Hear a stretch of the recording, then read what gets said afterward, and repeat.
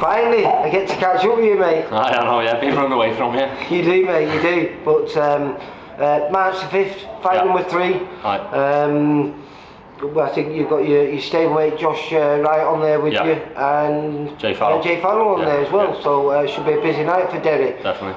But I keep calling you the dark horse because you made a great debut last year. Wonderful. Thank you. Showed how to use a jab because I think it was Josh Hodgins. Ate it all night. Yeah. And it was a very polished performance. Yeah. And I was expecting something similar in the second fight. Yeah. And was it Jake Bray? Yeah. Yeah, and you didn't. You delivered more because not only did you show that wonderful jab and those great boxing skills of yourself, but you were vicious in there, mate, and almost got your first stoppage. Right. Yeah, definitely. To be honest, it's good to showcase a few different kind of styles as well. You know, one size doesn't always fit all, does it? So it's good to mix it up.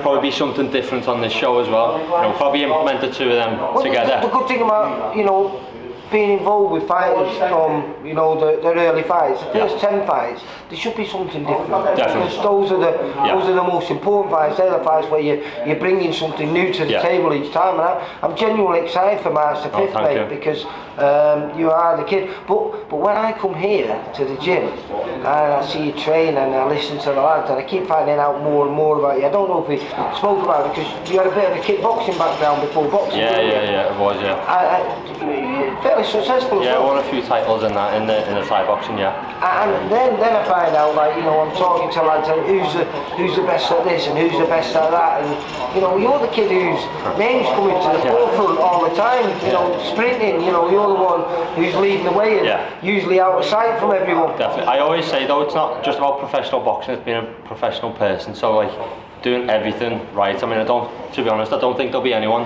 holistically who does everything as good as me. So why the nutrition, the strength, the fitness, the mindset, everything, you know, I make sure that I excel at everything because, you know, there might be someone who's a better boxer than you, but they won't be as mentally tough as you. There might be someone who's stronger than you, but they won't be able to outsmart you. So just attacking at every kind of avenue. It's those little percentages, isn't it? Yeah, definitely. So if you add all those little percentages up, the closer you can get to 100%, the more successful you're going to be. Definitely.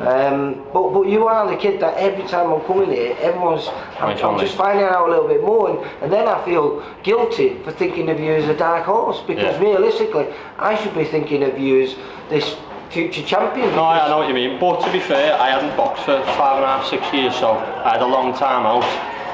So it's only rightfully so, really, isn't it? Maybe so, but I certainly now.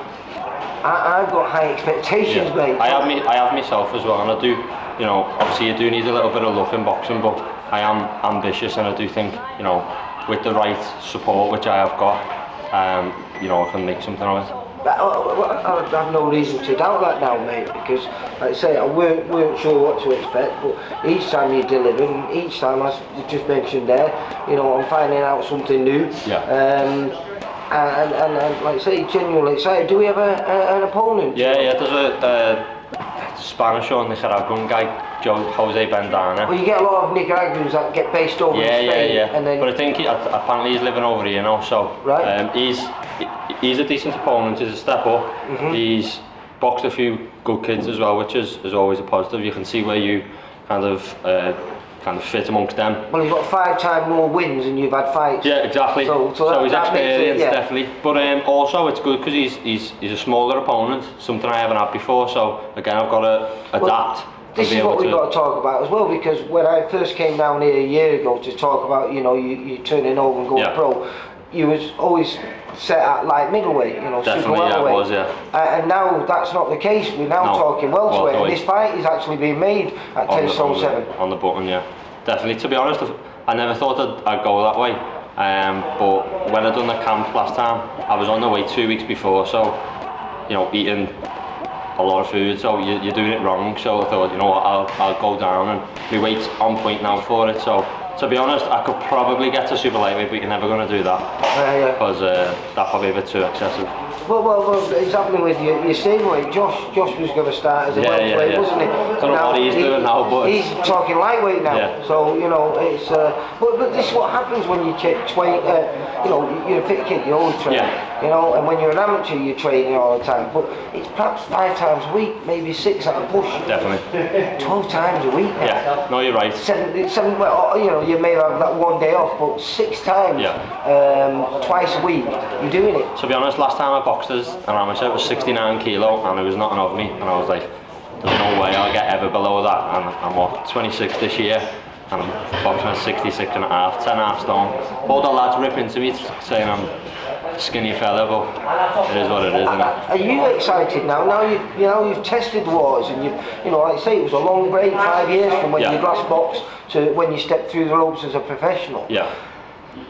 Did you have any idea of where you can go? And now you've had 2 pro fights and 2 very good performances.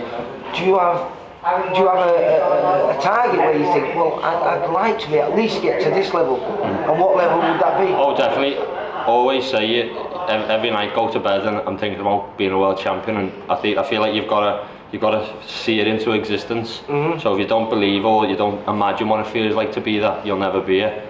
Obviously there's stepping stones to that. For me, to be honest, I want to be in them competitive fights. You know, you look at the lads who were top in this bill, Joe and Mike. That's a little bit kind of too soon, I think. But you know, looking towards the end of this year, if you can get to 7-0, something like that, you are knocking on the door of a sensible title. So that's where you look for those 50-50 fights to be in 2023, and as early as possible in 2023. Definitely, yeah. And you know, them central area titles, you notice sometimes you can get them earlier than expected, and I'll have to wait. It's quite hard because there's that many of us.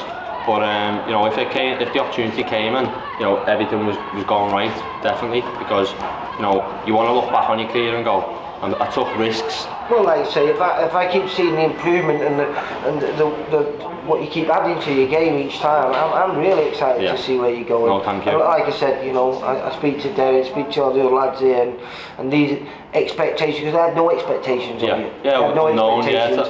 Yeah, and really, I've got quite high expectations now, because you've blown me away on both performances, mate. Nice, so good luck for the 5th. Yeah. I'll see you on the 4th at the weigh-in, and hopefully I'll be chatting to you and saying 3-0 on the Saturday.